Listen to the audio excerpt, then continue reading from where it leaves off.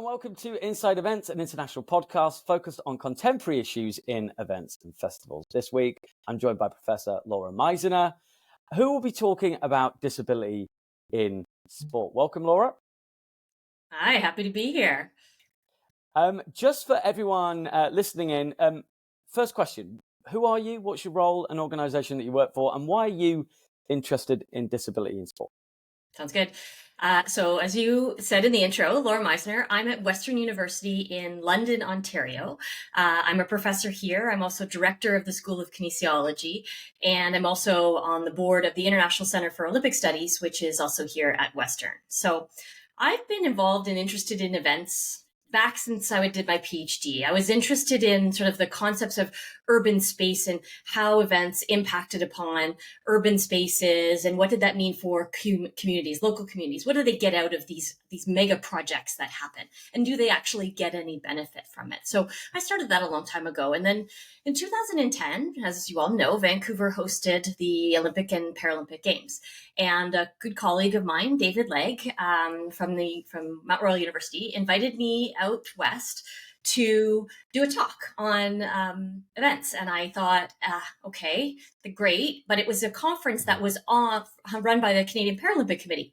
At the time, I thought, I don't know a lot about this. Why am I speaking at this conference? But I went along and I really fell in love with that movement. I really began to understand the potential value that events could hold for creating social change. And that really kind of caught my eye as something that I was really keenly interested in with my previous work. But in this space, I saw that there was a real opportunity. So we did sort of this initial paper back in 2013 that was sort of a systematic review, and it was the shortest systematic review ever done because there was really nothing being done. And so it sort of tweaked my interest of, wow, this could be a really fruitful opportunity to capitalize on a space that's untapped, but also I started to meet all the people and all the players involved in this who are so passionate about what they do and making change. And so that sort of hooked me and got me interested in this space and why I really continue to pursue this work. That's great. Thanks, Laura. And in terms of the concept of disability in sport, could you kind of break that down in terms of what we might mean underneath that umbrella? Just for people that might not know that much about it. It might be first-year students, or it might be people in industry that need to know more about it. And I should be, I'm very cautious about the fact that when I use the term disability in relation to sport, my work focuses predominantly on physical disability. So that under the umbrella of Paralympic Games. So those who experience bodily difference, which might mean adaptations, adjustments to not only general life, sidewalks that are differently structured so that people can ambulate properly, buildings that are set up appropriately for people to ambulate and get in and out of doors and all of those things. But also then that extends to kind of this sport space of, okay, so what does that mean in sport? What do we need to think about in order to ensure that everyone has an equitable opportunity to participate? So we create sometimes new sports, sometimes adaptations to sports. So the simple thing that people often refer to as something like basketball, an adaptation to is wheelchair basketball. Fundamentally, the concept of watching wheelchair basketball is similar to watching a basketball match. People are in chairs. Certainly there's some rule differences and there's things that happen to make those adaptations happen. But that's the thing. There's this spectrum of adaptations is what I would say is the easiest way to ensure that everyone has an opportunity to participate in a self-determined way. So in a way that they feel comfortable, confident, and able to participate. And so that's really that overarching piece. And I'm really cognizant that fact, I'm not a disability researcher. That's not my background. That's not my home.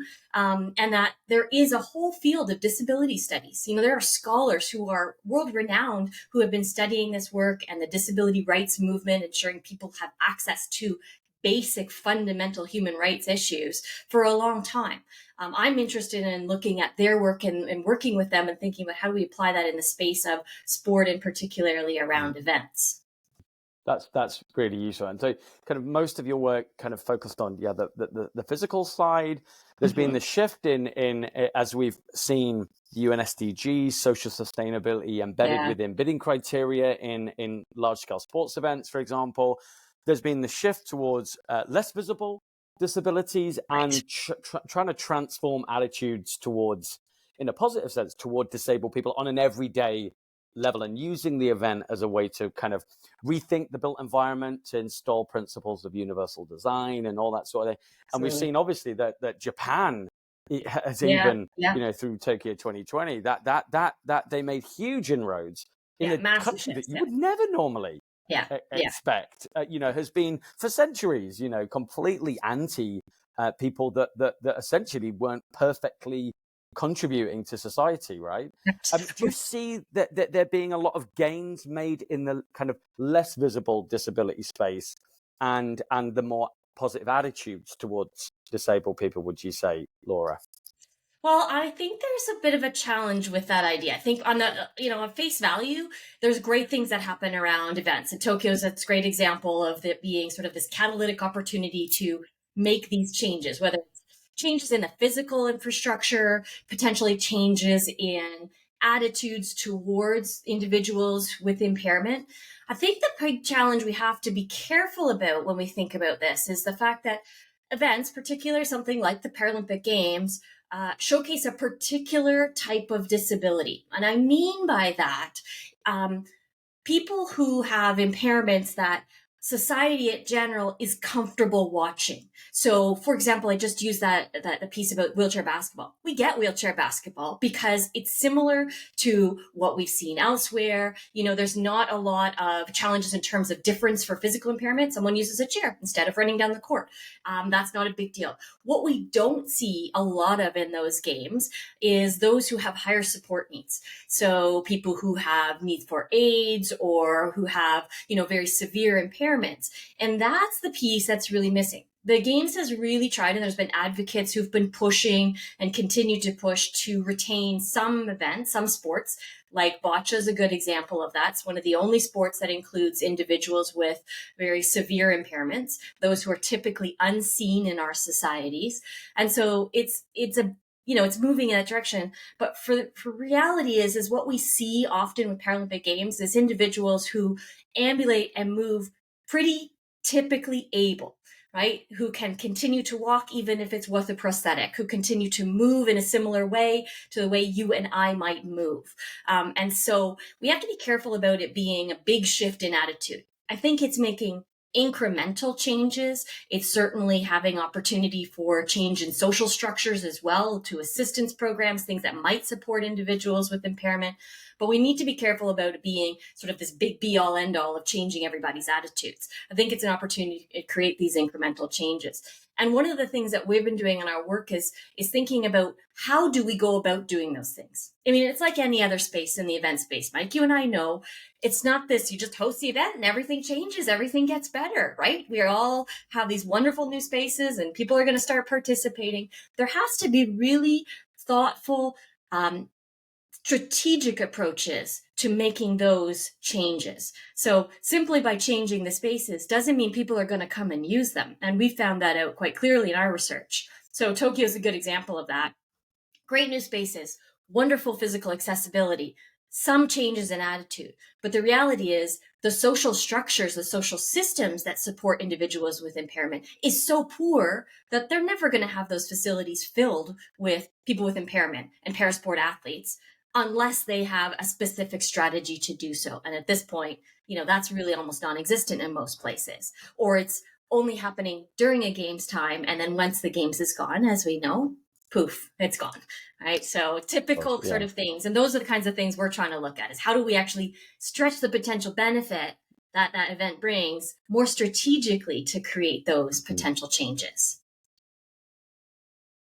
That's really interesting. And I was having a chat with John Welty Peachy yesterday about sport for development, and he was just saying that every event, it's not going to be the panacea, but every event needs to be not just intentionally planned for positive Yeah. change, but they need to know exactly where each event is shifting the dial towards long-term sustainable Right. change. Yeah. And I think that we agreed in that chat that there's not enough not enough individuals or groups or government bodies or that are strategic enough, that they don't have a long-term enough stake in or skin in the game, Right. or in that sense. Do you agree with that, I mean, it's the Laura? temporal nature of events, right? It's that they're kind of come in and they're this big Mm, groundswell of stuff has to happen, right? And all these mm, resources get thrown at it. Great. So you get these, nice changes. You get politicians saying all these wonderful things are going to happen, but they're not really investing in long-term mm, strategy and long-term change. I mean, it's interesting because some of the early work that I did sort of on urban regimes, the way that groups within a city were using sport for long-term development actually is a model that's quite fascinating because those groups actually had that long-term vision because they were interested in the city and the urban environment and how that would change. Whereas I think what's happening so much now is that there's so much pressure, media, everything else on a city to host the best event ever, right? The mm, best games ever, that mm, the actual opportunity to create these incremental changes is getting lost, or it's sort of the afterthought of, oh yeah, we have to do that, right? And now it's mm, mandated for us. We definitely have to do that. And mm, so it's hard for them to even think strategically because there's just so many other pressures and so many mm, things. And, disability is one of a big mix of things that's happening in mm, and around these events. So yeah, it's easy for them to say, oh, well, we've got the right ramps. We've got push buttons on the doors. We've got a rest area for those with guide dogs, right? We've mm, done our bit. But the reality is most of those things don't end up staying. And mm, so that's not mm, thinking long-term strategically about making those really good changes and fostering mm, change. And so it's interesting in some of our most recent work where we've actually been doing these online chats with people with disabilities who have experienced the sort of the post-event environments. And we see a huge drop off. Not surprising. We see this in other spaces where we have this like big effect of the event. People get really excited, get involved for a bit, and then it drops back off. In this case, people are talking about it almost from a safety issue. That's how we've talked about it, is that when the event was at its height of excitement and even in the post-event experience, it was still exciting for me to be in that space. People accepted me in that space. The further we get from the event, I don't feel like I'm welcome there. I don't feel like I belong mm, there anymore. mm, Yeah, there's a ramp. Yeah, there's an accessible change room, but the people and the individuals in that environment are as welcoming and mm, understanding of why I want to be there and what my needs are. And so that's a really interesting piece when we're thinking about strategic change over a long term. mm. That's really useful. And we, with Ian Britton, we wrote just a short piece about kind of how, to what extent have disabled people, persons with disabilities lives improved or worsened after London 2012, and Right. they have worsened for two key reasons: one, inflation and the world Yep. gone crazy, like it always does, and the second is the stripping of legacy funding. Legacy Right. projects just are Yeah. underfunded. They just Yeah. don't get funded, or you find that a legacy office had 10 people in it during the games, the flashy bit, and then suddenly it's just one person and their dog Yeah. Yeah. managing Exactly. legacy. And Exactly. then and so therefore no one's championing the funding, all the funding's gone, and they Hmm. kind of just hope that there's a naturalized assumption that, oh, we've had it, it's going to work, it's just going to bleed in, it's going to lead to long-term structural change. Yeah. And you could literally apply this same critique to every other social issue in a Right. major event city. Right. It might be housing, it might be gentrification, poor people being pushed out Yeah. of socioeconomically Yeah. deprived. It's Yeah. just the same issue, and the problem is there's not enough thinking. There's a lot of Yeah. doing, but not enough thinking about it, No. Right. and that's the And problem. even the interconnection between services, and I know that you've written about that and you think about that, but I was interviewing someone recently, and he talked about helping with the design of one of the legacy buildings from the 2015 Pan American Games. And it's a beautiful facility, it's great, and it's Mm, accessible, and he's like, and there are 4 parking spots for people with disabilities in a lot of 1,000 spaces. So how is it that we expect people to be coming to this facility mm, and accessing this when we're not even thinking about simple mm, things like you got to get there because it's in Toronto and the only way to get there is to drive to it because the public transportation sucks to it. So, there's all of these other issues also that come along with it. So, you're right. Thinking about those bigger, broader, connected issues is probably what I would also say, one of the big gaps in this space is actually understanding how do we influence some of those broader structural and social issues that are going to make change. And the structural stuff takes a lot of time and effort and concerted money, etc. And you know, these are big flashy projects. And I think that I had a chat with Chris Gaffney a couple of days ago, and he was just like, just get rid of it. Just get rid of them. They're rubbish. We can use the money for smaller events, media events. Yeah.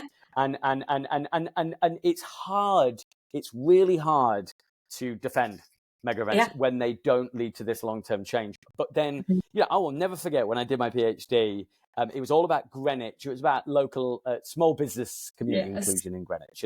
And they were just like, we've got a classic car event that happens every year, and that delivered about 100 times more benefit than the Olympics in Greenwich. Right, And Greenwich was one of the 5 host boroughs. So that just tells you, I think, everything that you just need to know. These things aren't really for local, but again, maybe we're just looking at it on the wrong level. Maybe we should be. These things are for other priorities. Maybe it's to improve I do international agree. investment and you know. The big priorities. Trying to use them for the kind of purposes that we're probably tackling housing issues. Well, that should be a damn right everyday issue. Exactly. It shouldn't be an event that's use supposed a to mega do this. event. Yes, exactly. Exactly. But you know, we should say, Mike, there are good examples where stuff has come out of this. And I think that's where we need to do more about the learning of this.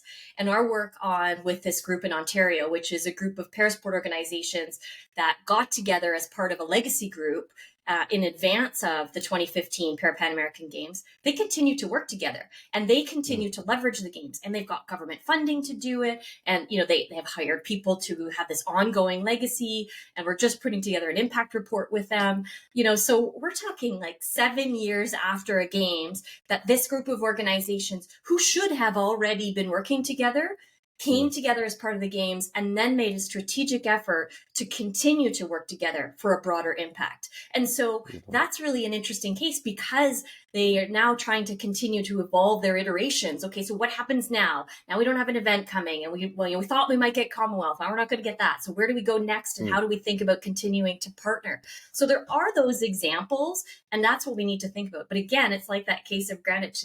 Those are very localized pieces that need to be thinking about the long term. Often that mega event project is not about that. It's about the media and the politicians and the bigger global picture of things. That's it. And that's where the incongruence between people who are managing these things, they see us critics on the ground. And by critics, you and I are not critical as in critical theorists purely. Like we're balanced, I find. Like if you just look at our work, like we know the power of these things, but they need to do better. That's how you should be. And so, you know, a lot of people might kind of look at some of the critical work and go, well, actually, that wasn't about the event. But the problem is that they enshrine all these promises, etc., in the bid, plans, and evaluation to win them. So the issue is that they hang themselves by their own rope. And so it's a bit like if they could only just fess up and just say, look, actually, the event, we shouldn't need this for this. And we don't need to pretend there's money going there for this. And instead, it does become a bit of a charade of everything. And that I think that's what I think a lot of us, that's the centrality of the critique, I find. But we better move on to the next guy. Okay, sorry, we could do this would happen, right? Ages. Just talking. Because it happens in real life. So why wouldn't it happen online? Yeah. So in terms of kind of the next question, why people should be interested in this subject, we've obviously touched upon that in lots of detail. But are there any kind of specific points that you want to kind of maybe hammer home, Laura, based on why we should be really interested in this concept of disability in sport? Yeah, I mean, I think the thing has really hit home hard more recently. And I think we see it at our own institutions where we're working, where there is this massive push at all of our institutions for more diversity and inclusion. And that's across the board in all spaces. And of course, in the Canadian context, a big part of that is decolonization and indigenization. And I am not suggesting that those issues are not important, but it still strikes me that individuals with disability and impairment have been fighting this fight for so long and made very little advances and still remain at the end of those statements. EDID, accessibility as well. Yeah, we mean that about, of course it includes that. Of course it's there. So it seems to be that it's sort of this falling off the side of the desk piece because we have these other bigger, broader equity issues that haven't been addressed. And so suddenly we're addressing those and go, oh yeah, the disability piece, we have to address that too. And so I really worry about that getting lost in the mix of these broader equity issues. And so for me, that's really sort of what our next projects are about also, is thinking about how do we make sure it doesn't get left as an afterthought.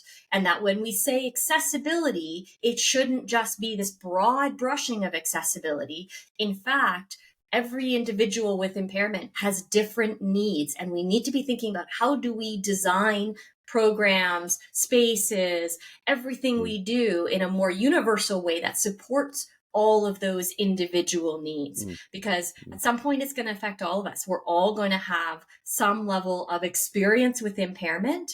And whether it's aging related impairment, whether it's illness related impairment, whether it's temporary, those experiences impact every single one of us. And so I think it's something that we can't just get set aside and go, yeah, we've kind of touched that. We've got a little bit of that done, so we can move on to these other equity issues. I think we need to make sure that is continues to be front and center in everything that we do.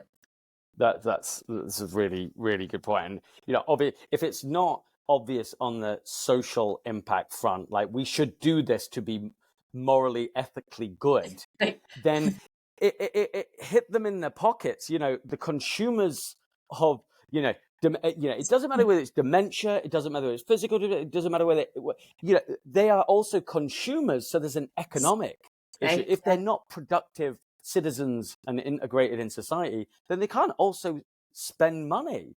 Right. So there's so many angles to this. That's not where I would start with this. I would start with it's a moral obligation. It's a moral obligation. But the reality is, you have to convince people in some way, and some people are motivated by that corporate vision, right? And so there is a fundamental issue when people cannot access your space, cannot be involved. Say forget it. If you're not interested in addressing my needs, then me and my community are not going to be involved in this. And I think that's the thing that continues to be perpetuating, is that there's a lot of subtle types of what we call ableism. The world is built on ableism, and a fundamental assumption that we all move and think and ambulate in a particular way. And a lot of those are sort of unconscious or disconscious approaches that are unseen, unspoken, or we're educated into believing they're okay because it's too difficult to address that particular issue. So I'll do this and feel better about it. And so it's those particular pieces that I think we need to be more attentive to. And maybe I'm jumping ahead, but that's the future of where we need to be going in this space, is we need to be looking more at some of those smaller, subtle, unconscious, disconscious pieces that we miss. Otherwise, we aren't going to move the needle on this. That's great. Thanks, Laura. And I guess kind of final question, because we're slightly running out of time. I'm going to merge two of the questions. Where we come from in disability sport, I always think of Stoke Mandeville games as a bit of it's always a bit of a marker, isn't it? In that sense, I've seen that a lot.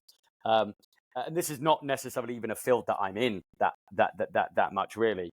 So where's it kind of come from, and where do you think it's going to go? You've touched upon several things already, but just for the listeners, clarify that.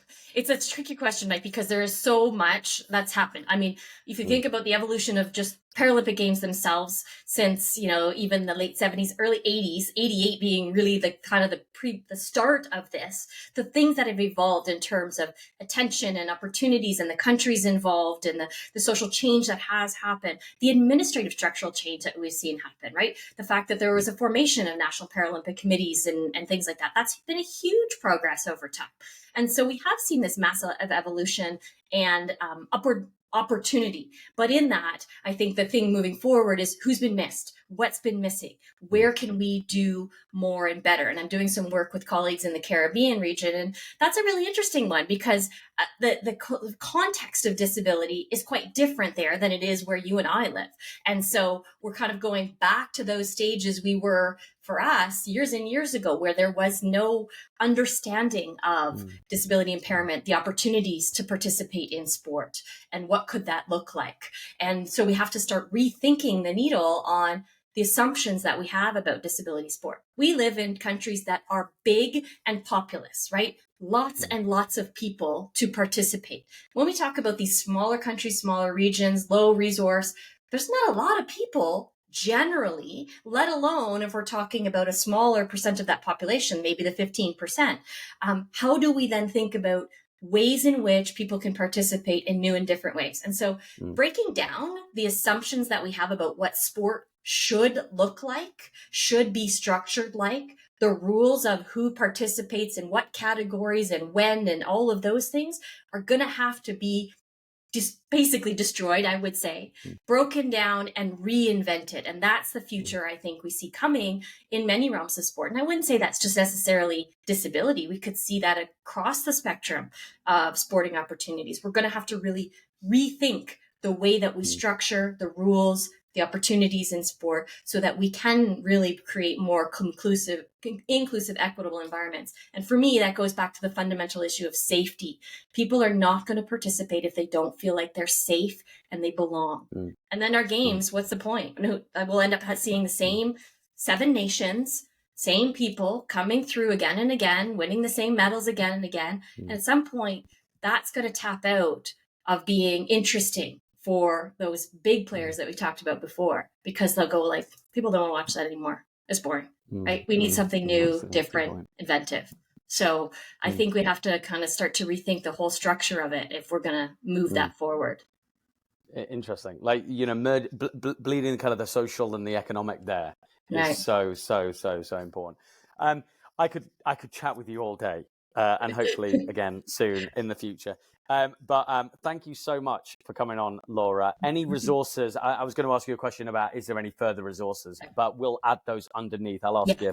I'll pop you an email, and then we'll put them underneath. But thank you so much for coming on Inside Events. I'm happy to be here, and I'm always happy to chat about this. I would love more people to work in this space. So, it's funny that you asked me about resources, because I kept thinking, there are some people, but they're not a lot. There's not a lot of us working in this space. So I'm happy to always to chat with, especially students who might be interested in it. Like, I think there's just so many opportunities here to do some really cool and interesting work in the future. So thanks for having me on, Mike. I'll add your email address underneath, and people can kind of reach out. Yeah, thanks. Great. Thanks.